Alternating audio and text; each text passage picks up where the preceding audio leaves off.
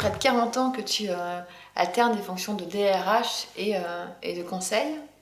Et ça t'a permis de rencontrer des entreprises dans tous les secteurs, de toutes les tailles, et puis aussi dans des contextes complètement différents. À chaque fois que tu as accompagné les dirigeants, les comités de direction, les managers, et tu me disais que finalement ça fait de toi un buvard qui pendant toutes ces années a absorbé la vie des entreprises. Et en même temps, tu as toujours cherché à garder la bonne distance, comme tu dis. La distance qui permet de préserver ta liberté de penser et qui permet d'avoir un certain recul sur ce qui se joue dans les entreprises. Alors, justement, moi, ce que je voudrais savoir aujourd'hui, c'est qu'est-ce que tu penses de tout ça ? Des managers, du management et puis de la vie en entreprise. Le meilleur et le pire. Le meilleur et le pire. Quand tu parles de buvard, alors je vais rebondir sur buvard, je vais rebondir sur les mots. Quand tu parles de buvard, effectivement, mais ce que tu retiens, c'est... Moi, je suis d'une génération qui a assisté à la construction de tout le dispositif RH. J'appelle dispositif RH ce mélange de textes juridiques, d'outils, d'organisation, quelque chose qui s'est bâti dans ces années-là. Et ça se théorise, ça s'enseigne. Voilà. Moi, c'était plus bricolé quand même au départ, et puis petit à petit, ça s'est accumulé, ça s'est sédimenté, ça a donné des enseignements de ressources humaines dans les écoles ou de management. Donc, les outils, les dispositifs d'un côté. Et puis, de l'autre côté, c'est des relations, quoi, c'est des gens. Et ça s'enseigne pas. C'est-à-dire que si tu n'arrives pas à construire des relations, eh ben, tous les outils, ils sont en état d'apesanteur, quoi, tu vois, où les messages ne passent pas. Donc il faut quand même qu'il y ait des ponts, il faut qu'il y ait quelque chose de solide qui fait que quand tu vas devoir transmettre, quand tu vas devoir organiser... Donc moi, ce qui m'a intéressé dans ce parcours, il y a ce qui se théorise, ok, c'est intéressant intellectuellement, mais il y a aussi ce qui se construit comme relation, et ça se vit, quoi. C'est vivant, c'est des histoires personnelles, c'est des gens, c'est des situations, c'est des passions, c'est beaucoup d'émotions. Et là, il y a le meilleur et le pire aussi, tu vois, tout le temps. Les outils, c'est tellement technique qu'au fond, tu vas avoir les pour et les contre, quoi. Tu prends un exemple, le système d'évaluation. Moi, je suis d'une génération où on mettait en place. J'ai démarré dans les années, le métier de consultant, dans les années 80, tout début des années 80, on mettait en place, ça n'existait pas, le système d'entretien annuel, tu vois, c'était le grand machin. Et c'était, mais tout le monde freinait des cas de fer. Mais c'était jamais qu'un outil, au fond, on s'en fout, quoi. Tu vois. Je me rappellerai, alors, petite anecdote, que je peux raconter que des anecdotes, hein. Un type avec qui je parlais, et je lui dis, alors tu as fait ça dans ta boîte? Et il me dit, oh, c'est des conneries, tout ça, moi, j'ai pas envie de faire ça, j'ai pas besoin. Je lui dis, mais comment ça se fait à la fin de l'année avec tes collaborateurs principaux? Il me dit, mes cadres, un par un, je les invite au restaurant. Je dis, oh, c'est bien. Et puis, qu'est-ce que vous faites au restaurant? Il me dit, on parle un peu de l'année, de ce qui s'est passé, ce qui s'est bien passé. Et les conséquences? Il me dit, moi, des fois, alors je veux pas en plus payer des cotisations sociales. Il me dit, donc, je leur dis, tu me fais passer ta facture de piscine, on s'arrangera avec une SCI, quoi. En fait, le mec, ce qu'il était en train de raconter, qu'il avait un entretien de fin d'année au restaurant et qu'il donnait un bonus, alors sur des formes un peu cavalières, tu vois. Donc, au fond, tu vois, tous ces outils n'inventaient rien. Ça existait dans des pratiques, ça s'appelait pas comme ça, et les mecs voulaient surtout pas qu'on appelle ça comme ça. Voilà. Donc je te donne un exemple, hein. Ça c'est les outils, mais au fond, là, tu as l'histoire d'un bonhomme, quoi, avec ses rejets, voilà, et qui finalement faisait du management, comme M. Jourdain faisait de la prose sans le savoir, quoi. Voilà. Finalement, aujourd'hui, c'est quoi les enjeux du management? Alors, c'est toujours les mêmes. C'est toujours les mêmes, c'est-à-dire que tu as donc des gens qui sont amenés à travailler pas forcément de bon cœur, et tu as des gens qui sont là pour les faire travailler, pas forcément de bon cœur non plus. Donc tu as du pouvoir d'un côté, du travail de l'autre. Alors moi, si je le simplifie, si je le schématise, je dirais que tu as le pouvoir version brute, je te mets une baïonnette dans le dos. Je vais quand même prendre une petite histoire qui m'était arrivée. Quand j'avais été recruté comme DRH par un patron américain, pour une boîte américaine qui s'appelait Quaker, voilà, le patron américain me reçoit et me dit, il y a 3 façons de faire la guerre, il me dit. La première, il me dit, ça concerne 80% des gens. Non, il me dit, non, il y a une minorité, non, c'est pas comme ça qu'il me dit. Il me dit, il y a une minorité de gens pour qui tu revends une perspective. C'était bien avant les conflits d'aujourd'hui. Il me dit, c'est le djihad. On a la foi du combattant, on y croit, quoi. Puis il me dit, il y en a 1% dans les boîtes, 1%. Il y en a une petite minorité, peut-être 10%, tu vois. C'est des mercenaires. Ouais. Il me dit, combien tu me donnes pour que je prenne le risque de mourir au champ d'honneur à ta place? Cela, il faut les payer cher. Mais ils font le boulot. Et tu vois, il me dit, il en reste quand même 85%. Ben eux, il me dit, c'est la baïonnette dans le dos. Toi, il me dit, si je te recrute comme DRH, où est-ce que tu es bon? Parce que tu vois, il me faut un gourou pour les premiers, un négociateur pour les seconds, et un garde-chiourme pour les troisièmes. Dans quoi tu es bon? C'était quand même un peu dur comme question, je me rappelle. Et moi, je lui dis, écoute, je m'en suis sorti en disant, je suis pas du tout d'accord avec toi. Voilà. Donc, à un moment donné, la seule façon de s'en sortir, c'est de pas rentrer dans le jeu, quoi. Bon. Mais il n'empêche que le jeu existe. Voilà. Donc, il y a du pouvoir. Et ça, c'était au moins honnête et lucide. Il y a du pouvoir. Et donc, il va falloir l'exercer, ce pouvoir. Quand tu l'exerces, ensuite, tu vas être légitime ou pas. Et à ce moment-là, on commence à parler d'autorité parce qu'on te reconnaît comme étant à ta place. Et donc, ça veut dire que tu vas exercer le pouvoir, mais que tu n'as pas peur de le faire. Et que tu es légitime aux yeux des autres, d'autant plus que tu n'as pas peur. Et tout ça, ça s'applique sur le travail. Le travail, là aussi, il y a une distinction à établir. Je pense qu'il y a des gens qui, depuis l'esclavage, il y a des gens qui sont dans le labeur, dans la tâche ingrate, difficile. Charlie Chaplin, quand même, tout le monde a vu des images quand il se moquait des temps modernes. Bon, le travail difficile, le travail de l'OS, le travail du déménageur, le travail ingrat, le travail pas sympa, quoi. Aujourd'hui, on dit la caissière, par exemple. Voilà, des jobs qui donnent pas envie d'aller travailler. Et puis, à l'autre bout de ça, tu as les gens qui sont dans l'action.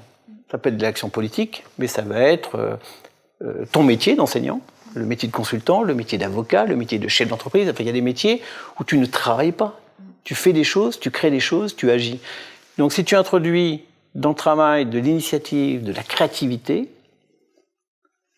eh ben, c'est comme dans l'autorité, si tu introduis de la légitimité, tu passes du pouvoir à l'autorité. Dans le monde du travail, tu passes du labeur à l'action. Voilà. Et du coup, ça me donne, si tu veux, un schéma, enfin une façon de représenter, un peu comme un ring, tu vois, je plante mes plots. Tu as un jeu à 4 dimensions, pouvoir, autorité, labeur, action. Et tu peux réunir ces questions-là. Donc moi, j'ai vu des boîtes, je peux te raconter des tas d'exemples. Parce qu'au fond, je me suis imprégné, tu as dit que j'étais un buvard. Ben oui, j'ai vu des situations très différentes et qui toutes marchent. Il n'y a pas de modèle, au fond. Situation où le pouvoir, dans sa brutalité, s'applique au labeur. Je me rappelle avoir visité des abattoirs en Bretagne où les mecs ils sont là pour découper des cuisses de poulet, ils sont ouvriers paysans, ils font pas ça de gaieté de cœur, c'est pas marrant, ils regardent leur temps, ils bossent, ils ferment leur gueule. Le pouvoir, c'est quelqu'un qui les contraint et qui les paye mal, et basta, quoi. Et puis le soir, ils vont rentrer chez eux parce qu'ils ont une ferme. C'est une réalité de travail. Ces boîtes-là, on ne parle pas de motivation, on ne parle pas de Maslow et de tout ce qu'on voudra pour motiver les gens. On bosse, on est payé, on est mal payé, on est contraint. Et donc, on organise de la soumission. Voilà. Le management, c'est l'art de la soumission que l'on va arriver à trouver. Et ça marche. Et il y a des entreprises qui gagnent de l'argent comme ça, contrairement à ce qu'on pourrait raconter. C'est-à-dire que si les gens ne sont pas motivés, ça ne marche pas. Si, il y a des systèmes où les gens ne sont pas motivés et ça marche. La contrepartie de ça, il y a toujours un revers de la médaille, c'est que qui dit soumission dit risque de rupture et de révolte. C'est Spartacus, quoi. Tu vois. Et donc là, tu vas voir naître des syndicats de lutte, j'ai envie de dire légitimes. En face, tu es un peu comme des jeux dans la nature, la DRH s'organise en DRH de combat, tu vois, et ça devient des rapports de force en permanence. Bon, ben, c'est une des réalités du management, et c'est encore un des enjeux du management. Je ne vais pas citer certaines entreprises institutionnelles aujourd'hui qui vivent ça de plein fouet. Tu as d'autres situations, cette fois, où tu as des entreprises où on a dépassé le stade du pouvoir. C'est-à-dire que les gens, finalement, reconnaissent, quoi, il y a de l'autorité, il y a de l'adhésion. Beaucoup d'entreprises familiales, beaucoup de petites PME qu'on va trouver un peu partout, sont plutôt sur un modèle où tu as de l'autorité, mais qui s'applique encore à du labeur. Je prends tout le nord de l'Italie, j'ai un peu bossé là-bas. Tu as des entreprises familiales où tu as monsieur, madame, un cousin, un oncle, un frère, voilà, c'est ça le management. Puis ensuite, 2-3 contremaîtres, un peu de gens de métier, et puis des ouvriers. Voilà. Et ça fait une boîte de 50 à 60 personnes. Ça marche bien, hein, ça marche très très fort, quoi. On l'appelle le padrone, hein, quand même. C'est un peu, tu vois, c'est un patron, mais c'est plus que ça, quoi. C'est un parrain presque, sans que ce soit mafieux. Et là, tu as du dévouement. Donc le bon côté de cette relation autorité appliquée à du labeur, c'est le dévouement. Je le fais pour vous, parce que qu'est-ce qu'il voudrait que je fasse? On a envie de bien faire, on a envie de lui faire plaisir. Là aussi, petite anecdote, je travaillais pour une boîte belge qui avait placé son neveu comme patron de la filiale française. Un des cadres de la filiale française n'était pas content du management du neveu, s'adresse au patron belge, en quelque sorte, me demande d'être là comme témoin, comme régulateur. Et j'assiste à cette scène assez étonnante où ce cadre français s'adresse donc au patron, c'est-à-dire le CIO du groupe, et lui dit « Monsieur, si vous me le demandez, je le ferai, parce que c'est vous. Mais votre neveu, c'est un petit con. Donc je suis là pour savoir si c'est vous qui me le demandez. » Tu vois, c'est très révélateur de cette relation, si vous me le demandez. Donc il y a du dévouement. Alors le mauvais côté de tout ça, s'il y a du dévouement, le côté négatif, comme il y avait Spartacus et la révolte pour la soumission, là c'est la dépendance, c'est l'inhibition. C'est je ne sais pas moi-même ce qu'il faut faire, d'ailleurs j'ai pas de perspective, j'attends qu'il me le dise ou j'attends de me conformer à ce que je crois qu'il pense. Quoi, tu vois. Voilà, ça c'était tout à fait ça. Que veut-il qu'il... Voilà. Moi je me rappelle une collaboratrice dans une boîte qui me disait, mais moi j'essaie de mettre à la place de qu'est-ce qu'il veut, quoi. Oui. Elle essayait même plus de penser par elle-même, elle avait envie de faire plaisir au patron. Mais pas pour avoir une augmentation, c'est comme ça, c'est du dévouement, tu vois, ça marche. Après, tu as une autre situation, on revient au pouvoir au sens de non légitime, c'est pas forcément les gens qui ont des fouets, mais il n'est pas légitime aux yeux de ceux qui agissent. Et justement, on n'est pas dans le labeur, on est dans l'action. Donc du pouvoir et pas de l'autorité, c'est exerçant sur des gens qui agissent. Alors qui agit? Je disais tout à l'heure, l'enseignant, le médecin, le chirurgien. Le chirurgien, dans son bloc opératoire, il est maître à bord, quoi. C'est pas la direction de l'hôpital qui va lui dire là tu prends tel bistouri, il est maître à bord. Le professeur, dans sa salle de classe, il fait un peu ce qu'il veut, tu vois. Ces gens-là, bien souvent, ils ont que du mépris pour ce pouvoir qui est la direction, bande de comptables, la santé n'a pas de prix, la pédagogie n'a pas de prix. Donc ces gens-là sont maîtres à bord dans le pilote de ligne. Dans son avion, le commandant de bord, c'est le commandant de bord. Et donc ces gens-là sont difficiles à manipuler, parce qu'on parle de maniement des hommes, tu vois. Mais là, on les manie pas du tout. Donc d'ailleurs, on a créé des intermédiaires entre eux et la direction, on a créé un dean pour les profs, on a créé un médecin-chef pour l'hôpital, on a créé un... Donc voilà, là on est sur un pouvoir non légitime, c'est-à-dire les gens qui sont dans une liberté d'action. Donc la meilleure des solutions que l'on obtient, comme on avait le dévouement, comme on avait la soumission, mais là c'est l'évitement. Que chacun fasse son métier et les vaches seront bien gardées. Voilà. Ça marche bien comme ça. La contrepartie négative de ça, c'est au fond la transgression. On va se créer un monde parallèle, quoi, avec des doubles hiérarchies, des hiérarchies légitimes qu'on réinvente par rapport à la hiérarchie illégitime. Et ça, c'est quand même tout un bazar, quoi. Je crois que c'est ce qui est le plus complexe d'ailleurs à gérer. Et puis, enfin, qu'est-ce qui nous reste en bas de, si je reprends mon schéma, pouvoir, autorité, labeur, action, il nous reste la relation d'autorité qui s'appliquera de l'action. Donc des gens légitimes, exigeant de l'action de la part des gens qui agissent de toute façon par eux-mêmes. C'est pas mal ça, non? C'est pas mal. Et ça, c'est le top. Du coup, on écrit des tas de livres là-dessus, on te dit que ça, c'est le beau management et que c'est ça le management. Mais ça, c'est une fiction, quoi. Je veux dire, c'est très théorique, tu vois, ça existe c'est l'arbre qui cache la forêt, c'est-à-dire ça va exister dans 2% des cas. Alors, oui, on va trouver des entreprises libérées, tu vois, voilà, typiquement. Mais c'est des modèles limites, extrêmes, purs, pas vrais. Pas vrais au sens de pas ordinaire. Pas ordinaire, pas courant. Des exceptions qui confirment la règle, quelque part. Voilà. Et donc là, qu'est-ce qu'on veut mettre en œuvre? On veut mettre en œuvre de l'autonomie. Et mettre en œuvre de l'autonomie, c'est super, on a des gens autonomes, c'est-à-dire qu'ils savent d'eux-mêmes ce qu'il faut faire, au fond. Ça, c'est le côté positif, comme le dévouement, comme la soumission, comme l'évitement. La réaction négative, le contrepoint négatif, c'est l'indépendance. Si finalement, je sais ce que je dois faire, eh ben je le fais, j'ai pas besoin d'un chef, j'ai pas besoin d'un manager. Et donc, à la limite, on s'installe à son compte si on est prof, ou consultant, ou avocat, ou médecin, tu vois, on sort du jeu. Voilà. Ou dans les entreprises libérées, on se met à supprimer des postes de management. Ou on se met à supprimer des postes de management, voilà. Mais dans ce petit confetti que représente sur la réalité je pense, des entreprises que tu rencontres, parce que quand tu circules dans le monde des entreprises libérées, tu n'en vois pas beaucoup réellement, voilà. En même temps, le mouvement est plutôt récent. Le mouvement est intéressant. Il est intéressant. L'holacratie, toutes ces questions sont des belles problématiques. Mais elles ne sont pas ordinaires. Voilà. Elles ne sont pas dans le vécu ordinaire des gens ordinaires. Et donc, à un moment donné, quand tu fais du management, c'est pas de gérer des expérimentations géniales, c'est de gérer un quotidien pas génial. Donc, moi, dans mon schéma, dans ma façon, quand je dis mon schéma, c'est mon cadre de référence. À l'intérieur, il y a du vécu. À l'intérieur, il y a des relations. Ce qui est intéressant, ce qui moi m'a intéressé, c'est les rencontres que tu fais là, dans les histoires personnelles. Je te le disais, il y a la partie théorique, il y a la partie vécue. Mais au fond, tu as quoi? Tu as des gens qui doivent exercer du pouvoir, mais il y a de l'adhésion, si possible, et de la légitimité. Sur du travail, mais on passe du labeur à l'action, il y a donc de l'initiative et de la créativité. Et donc tu es au cœur d'un paradoxe. Voilà, les enjeux du management, c'est ce paradoxe. Comment diriger de la liberté? Parce qu'au fond, qu'est-ce qu'on voudrait faire? C'est diriger des gens qui ne travaillent bien que s'ils ne sont pas dirigés. Voilà. On est dans ce paradoxe-là. Donc les enjeux du management, c'est comment j'ai combiné tout ça. Dans ce que tu dis, j'ai l'impression que finalement, être manager, c'est... alors tu as parlé un peu des outils, hein, mais... J'ai l'impression dans ce que tu dis que être manager, c'est avant tout des qualités humaines. Fondamentalement, c'est ce que je crois. Mais avec le temps, avec le recul, hein, c'est des trucs qui s'enseignent pas, quoi. Ouais. Ou alors les soft skills, comment Ouais, mais est-ce que c'est... Moi, je dirais même des vertus, tu vois. Des vertus. Des vertus, je dirais l'honnêteté. Est-ce que c'est une soft skill? Bon, c'est une vertu quand même, quoi. Le courage. L'intelligence quand même. Il faut quand même aussi, des fois, avoir un peu de gingin, quoi. Tu vois, je veux dire, tu es devant des situations complexes. Il faut être capable de décortiquer ces situations, de les comprendre. Je suis désolé, si tu as affaire à un bourrin, ça restera un bourrin, quoi. Tu peux lui envoyer faire tous les stages que tu veux, sur tous les stages courts, tu vois. C'est pas ça qui va le décapsuler, quand même. Donc, donc tu t'aperçois que la première chose à faire, si tu veux.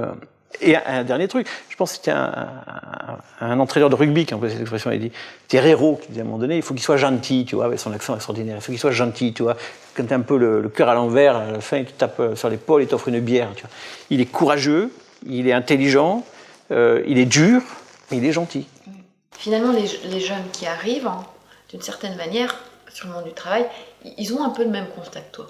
Je pense. Je pense que la génération actuelle, elle se rend bien compte qu'il y a des trucs qui ne vont pas, et que le management, c'est pas si rigolo que ça, et que la vie en entreprise, ça donne pas tant envie que ça, à part quelques exceptions, effectivement. Comment, toi, t'as du recul, tu vois, ça fait des années que tu es là-dedans, qu'est-ce que tu pourrais donner comme clé, ou en tout cas comme piste d'action pour arriver à rentrer dans ce monde du travail, ou à commencer à faire évoluer les choses? Comment on peut faire quand on est un jeune aujourd'hui, on se pose la question du sens au travail, et on a ce constat sur le monde des entreprises, et comment on trace son chemin? Alors, ils ne peuvent pas être tous consultants. Non, mais il faut... Comment on trace son chemin? Moi, je dirais, tu sais, je reprendrai le message de Jean-Paul II aux Polonais, au moment de la Révolution solidarność, tout ça, il leur a dit, n'ayez pas peur. C'est dur de ne pas avoir peur. Ouais. Je pense que beaucoup de gens rentrent dans la vie du travail en ayant peur de faire un faux pas, de ne pas être conforme, d'être usurpateur, de déplaire au patron, de ne pas être aimé par l'équipe. Tout le monde commence avec de la peur, tu vois. Ouais, déjà le message, c'est... Alors c'est facile à dire, hein. Mais c'est quand même ça. Le premier message, c'est n'ayez pas peur, quoi. Parce que de toute façon, surtout quand tu t'adresses à des jeunes qui sortent des business schools, je veux dire, aujourd'hui, c'est pas eux qui craignent grand chose en matière d'emploi, quoi. Ils vont mettre 2 mois de plus que les uns que les autres à se faire embaucher, mais ils vont trouver. Donc ils ont tous les atouts quand même. Donc ils sont mobiles en plus, ils sont pas menacés. Donc ils peuvent se payer le luxe d'être courageux. Ouais. Voilà.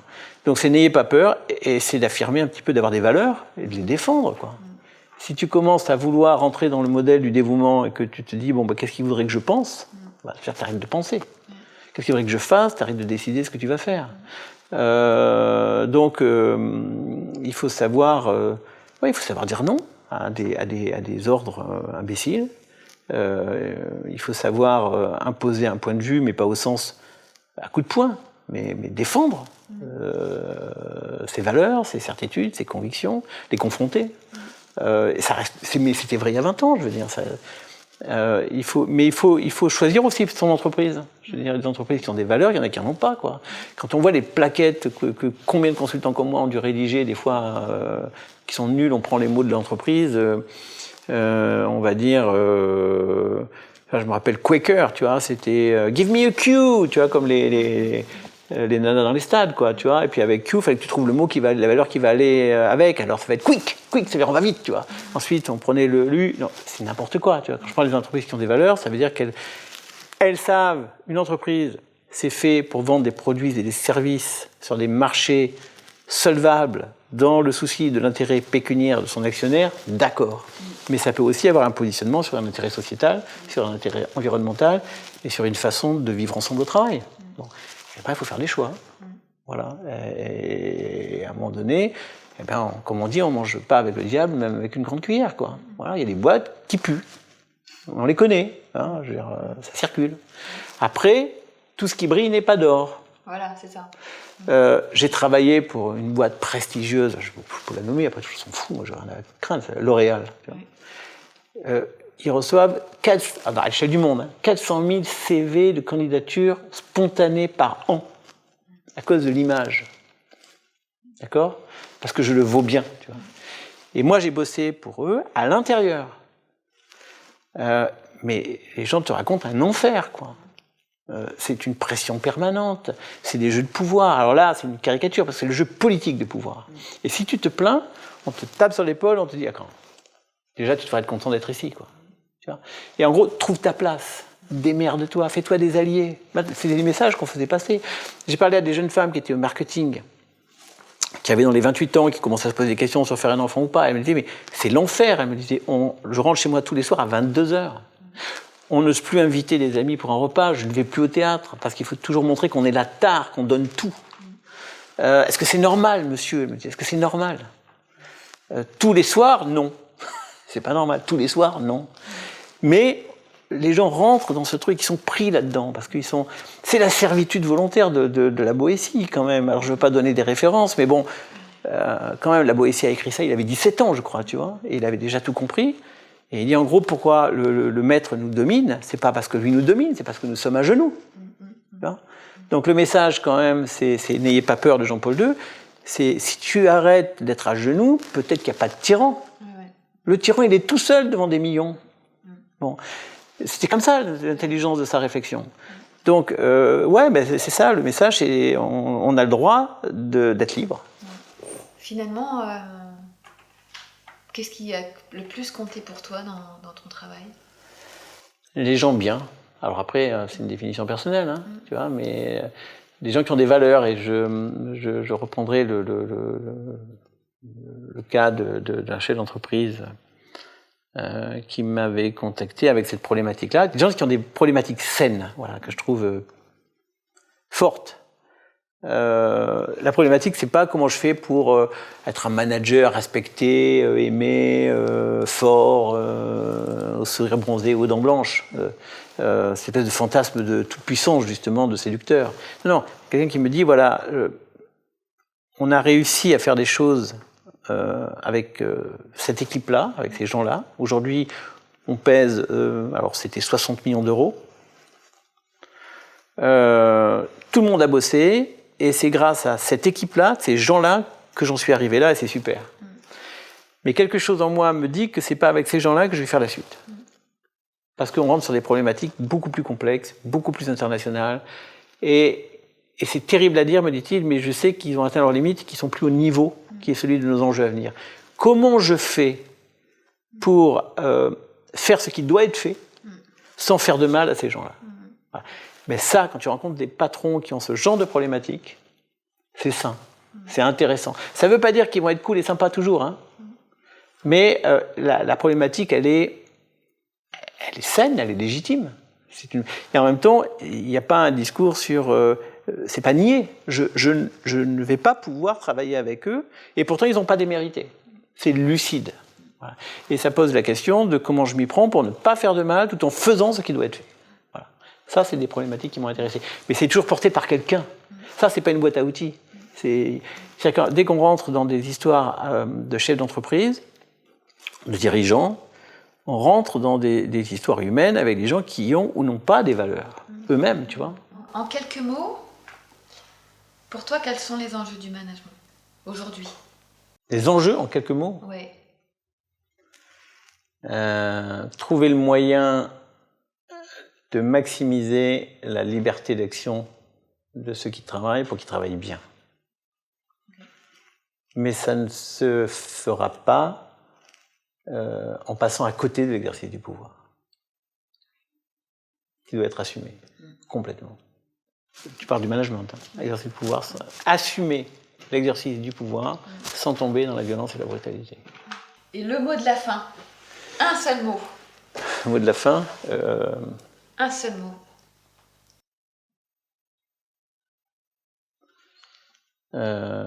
Courage. Merci. Ça va. Voilà, on a fait le boulot. Bingo.